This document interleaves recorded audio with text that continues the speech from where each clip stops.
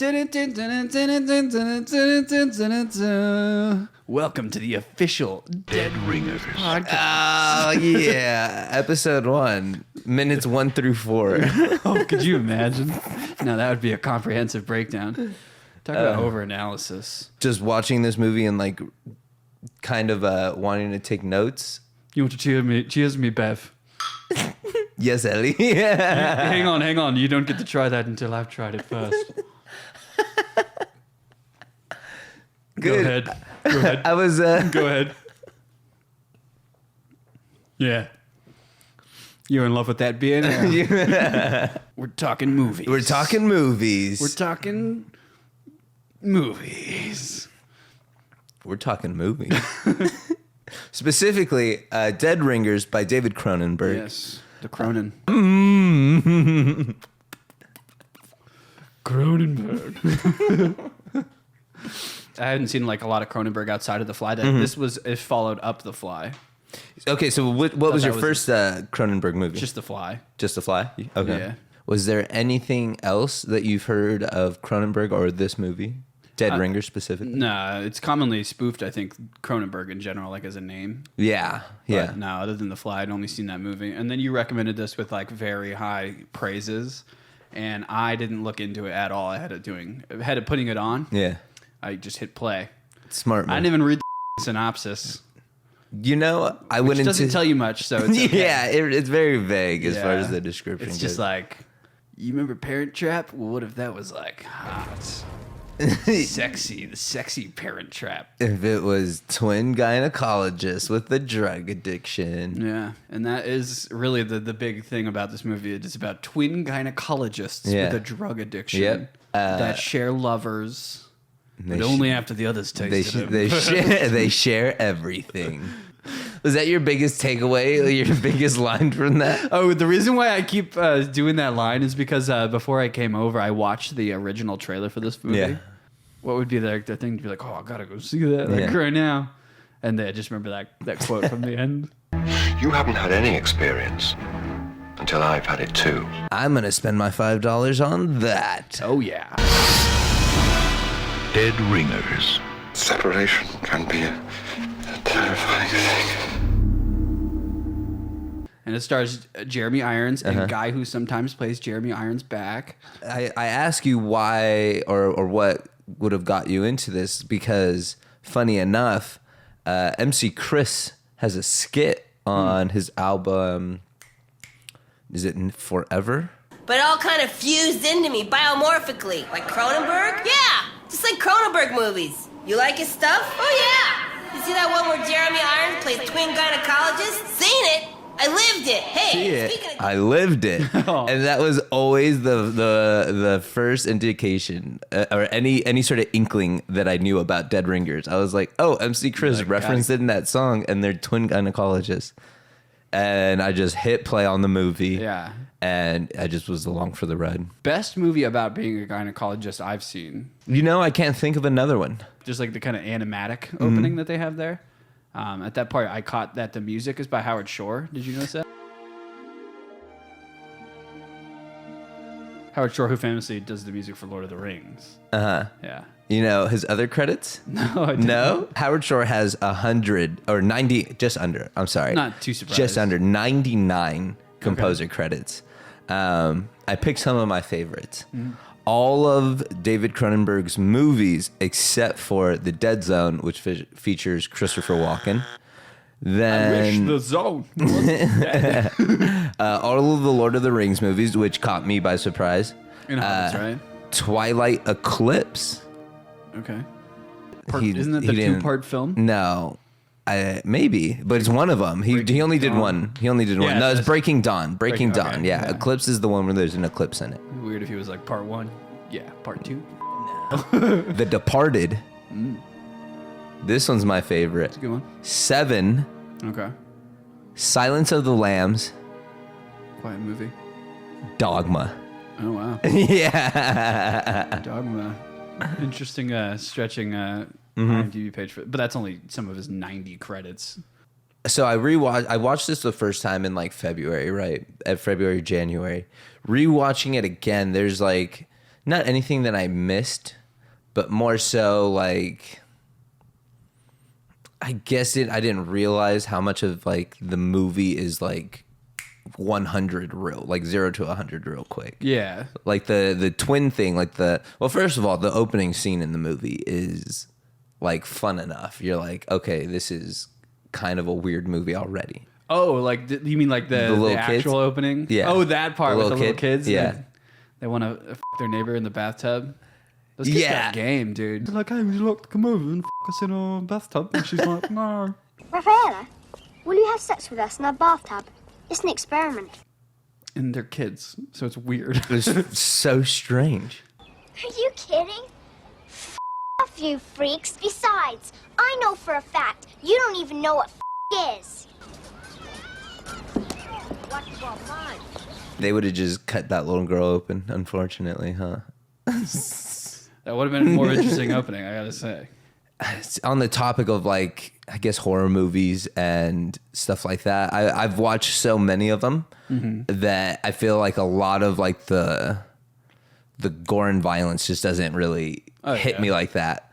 But you show me a surgery scene, I am like, I can barely look. Like, I don't know what it is. It's something about like seeing the insides like that. I'm like, ooh.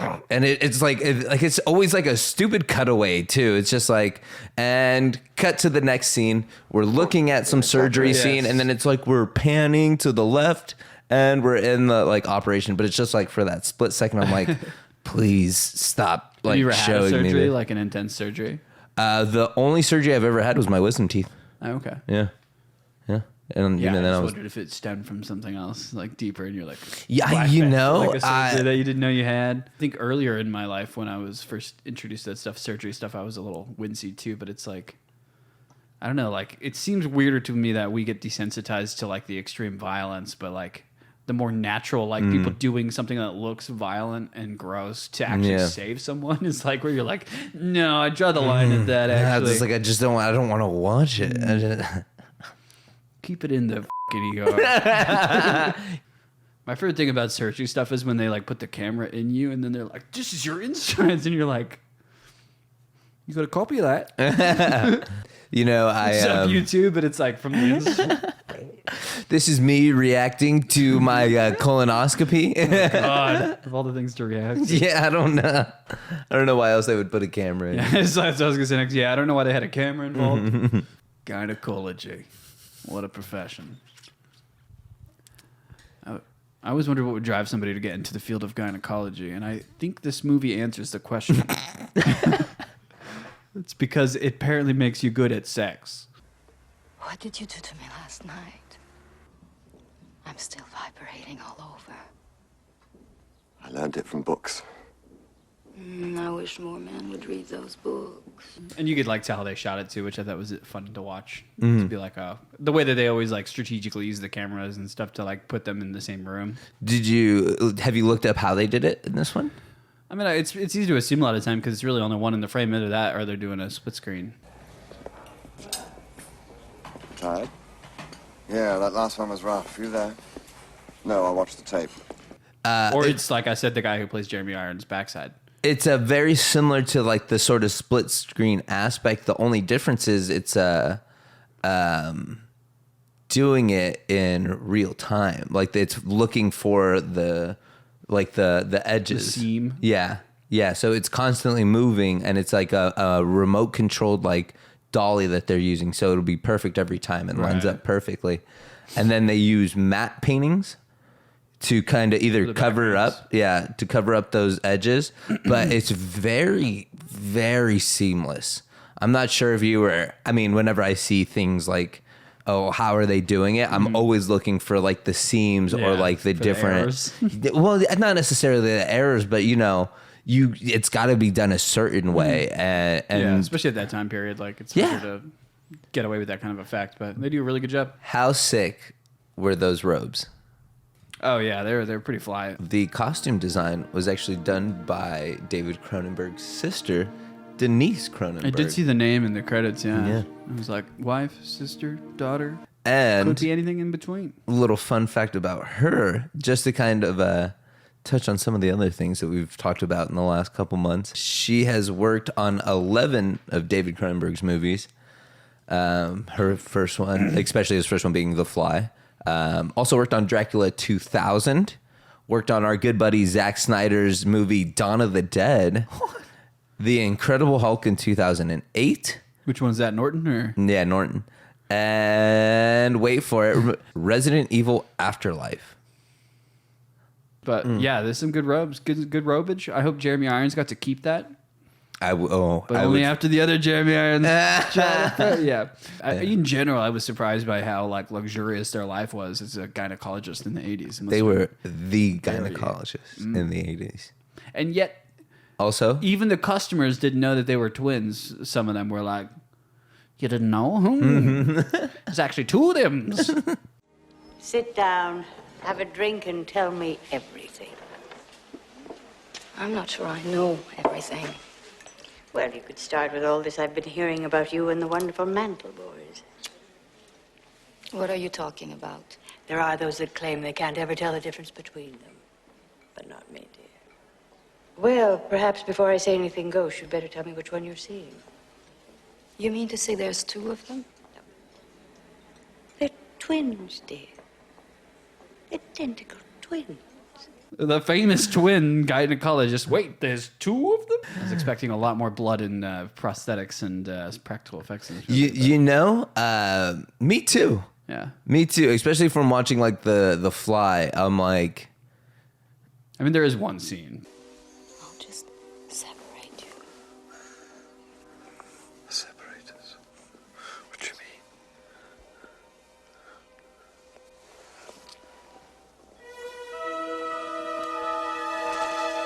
I forgot that it happened. Yeah. And as soon as it happened, I was like, oh shit, like what's going on? All over again. Yeah, it's hot. Yeah, it is. Hot stuff.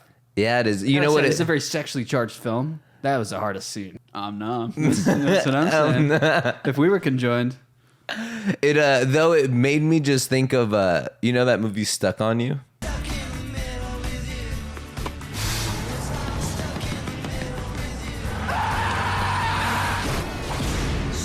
On You. I don't think I've seen it, with though. Matt Damon when they're like conjoined twins. Yeah. It's like they're conjoined at the same spot. And I was just like, this is just Matt Damon connected to Yeah. Jeremy Irons. Stapled two people together. Yeah. That's what it always is with those movies. Yeah, imagine like actual conjoined twins are like, wow, that's like kind of fucked up. My favorite line of this movie was the Mantle Brothers saga. You resent me tremendously, don't you? You contribute a confusing element to the Mantle Brothers saga. Or were they going to do a franchise? Yeah, they were trying to. They're doing a full franchise, a full Dead Ringers franchise, Dead Ringers 2. A little vacation episode. Mantle Brothers go to the beach. I think like when he says it, it sounds so like ominous. You know, like it's like, ooh, spooky. And then They're Soga. Immediately she's just like turns it right back on him. And then he's like, oh, I'm a creep. Like I really am like that. Like, Yeah. I really am that different from Beverly. Just don't have a role in the Mantle Brothers saga. I'm sorry, but I can't. Am I really that different from Beverly? You really are.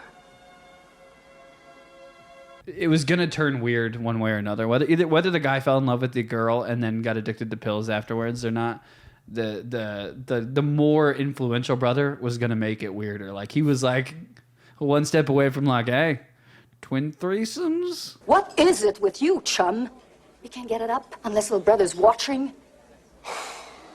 They won't know the difference. I won't know the difference. And then they're one step away from just, Cronenberg and themselves together. It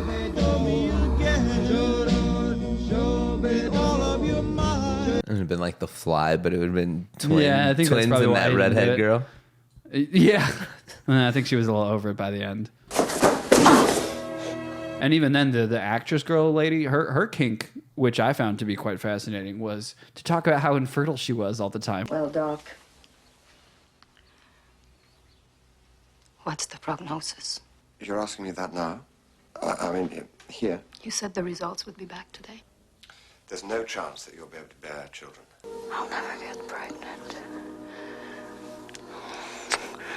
I'll never have children. If there's anything that I took of that sex scene with like the Yeah, where they're all tubed up. Yeah, I was like, I guess that's what your kinky sex looks like. You're like role play, like treat me like one of your, even though I was one of your patients. Treat me like one of your patients. Do you only have affairs with your own patients? You're gonna spank me, Doc. It hadn't occurred to me. Act like I'm infertile. You are infertile. Tell me about my uterus. What else do you talk to with Not your that. gynecologist with, you know? During sex, though. You could, when you're talking to your gynecologist as your gynecologist, maybe. When you're talking to your gynecologist as like a sexual partner, maybe don't be like, I'm so infertile. Oh my God, make me less infertile. Turn me on with some fertility. Make me fertile. I just want some eggs. You have 3 cervix heads. Yeah, It's crazy. my bad. It's crazy. Did he tell her that? Was she not alarmed by the mutated nature? I think she did. I think he did. He for sure told like the assistant, which was like probably, and I don't want to say the funniest scenes, but it was like one of those scenes that I'm like, Have you examined her carefully yet? Who is this? I'm her gynecologist. what is going on right now? Insert your 2 prominent fingers into This guy's a her doctor. cervix. Carefully lubricate the 2 prime fingers of your right hand and insert them into Claire Nevo's vagina. That you have been f***ing a mutant. Yeah, like immediately. It's like you're being so foul, but at the same time, like you're using all the proper like terminology. You're like, this is the weirdest prank call I've ever gotten. Guy, he went on Wikipedia before he called us. And insert your hold on, I'm scrolling down. Yeah. It says here you actually got to lubricate your fingers before. You should lubricate your fingers and then insert your 2 prominent fingers into the cervix. Whatever you feel most comfortable Yeah, with. you know, get loose out there, brother. One of my notes just says Jeremy Irons, and then in parentheses it says with tools. Those tools were so insane. They're pretty interesting. I didn't really know what the goal of them was, though. Yeah, I think that's I think that goes to like the point that he really is just losing it, because there's the scene right after. Well, okay, first of all, let me backtrack before that scene. Sure. Isn't it? Which scene are you talking about exactly? Like, So let me backtrack. Okay, so let me backtrack even further. So one of the scenes that lives in my head, go open the door, right? And he's sitting on the chair, hunched over. Oh, Doctor, I'm sorry. I thought you were ready to see Mrs. Randall. Mrs. Randall? Oh my God. Like that's a weird scene in itself. Like just like if you were to walk into it, and then he like gets up and he was like, oh, blah, blah, blah. And he's like tears on his face. Like how are you doing this right now? Yeah. And what a shitty staff. They're like, oh, it's not a problem. Let's still go to the surgery room, everyone. Yeah, This guy's got this handled. Fast forward to you just see him shoot up drugs, right? Which was like hard enough because then he was like talking to like the receptionist, like, right? Yeah, just fine.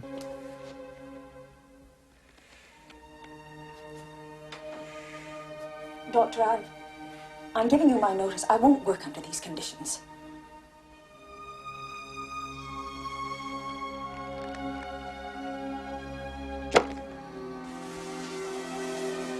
Oh no! And those scrubs are creepy. Yeah, well, that's part of it. But at the same time, you're like, I just watched you do drugs, and then it's like, oh yeah, and now you're gonna go do surgery because that's the obvious thing to do. And then you see the tools, and you're like, I don't even know what half of those were meant to do. Like, there's so many red flags that should have gone off. Yeah, the red suits were the first one. Yeah. I don't care that I look like a satanic priest. Give me my tools. Oh, you mean those weird dildos? Gotcha. Well, Number them 1 to 10 from left to right. Give me the one that I asked for. Give me number 5. Number them 1 through 10. If I ask you to give me creepy dildo 6, you give me creepy dildo 6. This is the script to our porn parody. There's one scene, right, where he's like shaving his face just because he's got like done off of like a drug bit, right? Mm-hmm. But they're like showing like they're like not showing his face as he's shaving.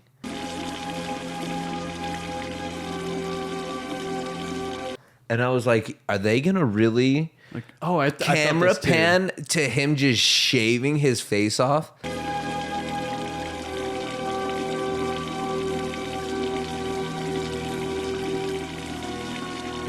I think would have been so tight. Like just him like calmly just shaving his like face. And like, then just wake up moment. Cabin Fever almost. Yeah. Oh. Yeah. Go check out our Cabin Fever commentary featuring professional wrestler Lazarus, a.k.a. my brother, a.k.a. the shirts that we're wearing. Yeah. Available on his Brainbuster shop. Tees. The only thing I was going to note really was like, just what are your thoughts around the ending in general? Because I'm not sure I really understood what the message was that I was supposed to take from this. Like the, maybe there isn't one, or like, what was his motivation at the end in like essentially, I can say this without any kind of spoiler warning, but I'm going to say this anyway. Like one of the twins uses all the tools on his brother. Yeah. In like a separation of the twins legend. So what I get from that is like a lot of codependency. I'm going away to do another film, and I'm worried about leaving Beverly alone. Bev's not alone. No, you're right. He's not alone. But he's lonely. Even with me. He's developing a serious little drug problem. Did you realize that? They mention that throughout the movies, the codependency between each other. And at one point, Elliot, when he's starting to take that downturn, he says the line, once, like, we need to get synchronized. Whatever's in his bloodstream goes directly into mine. You don't put these in your mouth. They don't end up in your bloodstream. Beverly and I just have to get synchronized. Once we're synchronized, it'll be easy. And it's that sort of like thought process where Beverly was just using whoever for that comfort, right? Claire, don't go. I want you to stay. Beverly, I can't. Okay. Yeah. So as soon as his brother's taking the shit and then Claire's back, he's like, oh, I can get healthy again. But he's f***ed. Yeah. Because he just almost killed that woman.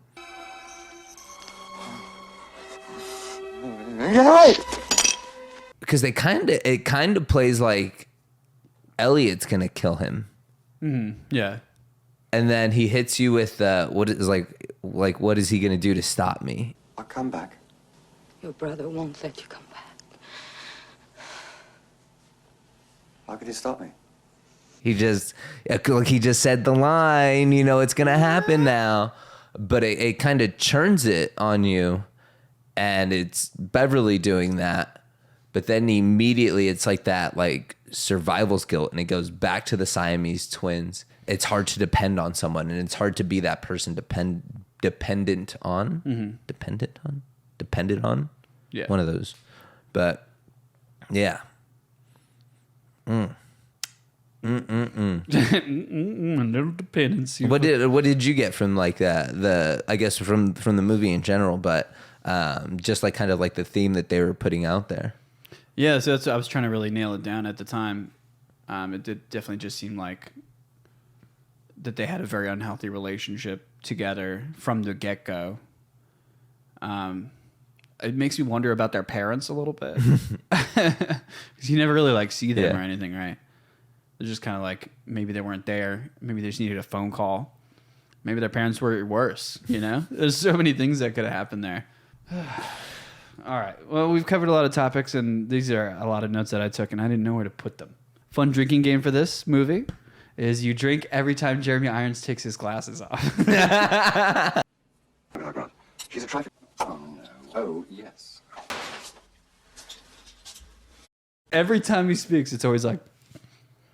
That's wonderful. That's really wonderful. You drop her.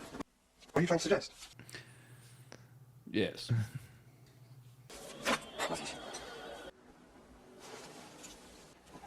You know, I agree. There is the scene that sticks in my head the most towards the end of the movie is for sure a scene where he like has his glasses and I'm like, oh, they look really great in that lighting, and then like he goes into the next scene, and it's like,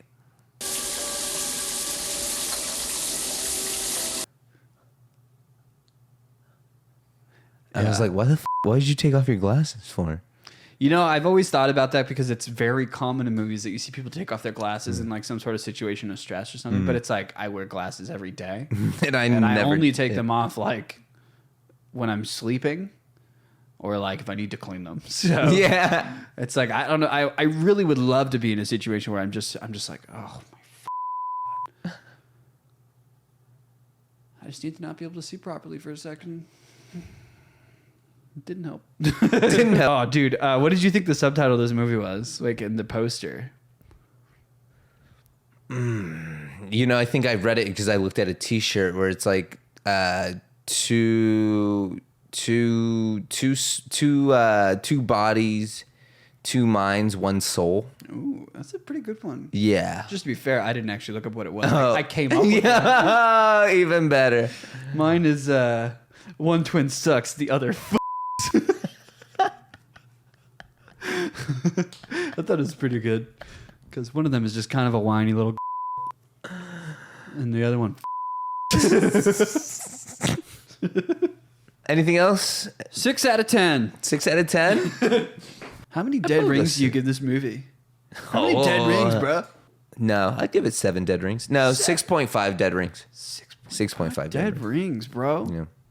I like this movie. 6 out of 10 dead rings. I really like this movie, but it has its moments. Yeah, no, it's a trip. It's like if you don't know anything about it, yeah, that's when you watch it. If you know too much about it, it's you know probably don't watch it anymore. You're probably like, well, remember that movie about the twin gynecologists? Yes, I do.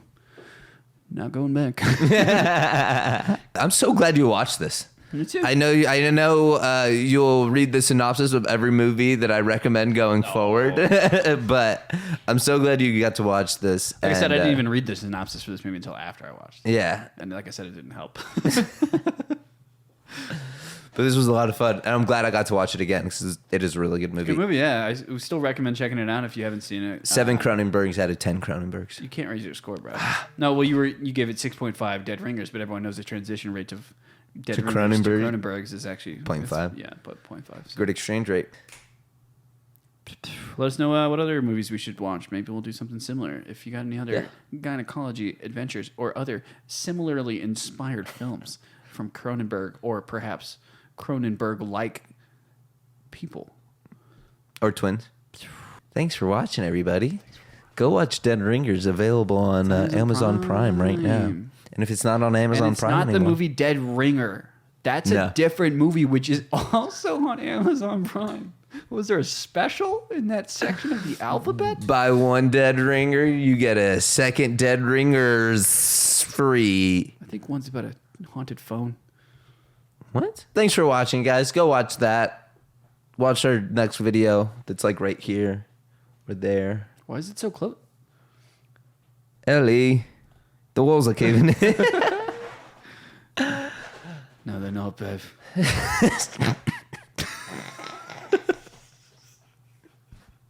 Not till I've tasted them first. Gynecologist reacts to Dead Ringers. Dead Ringers. I want to see that video. Dude, yes.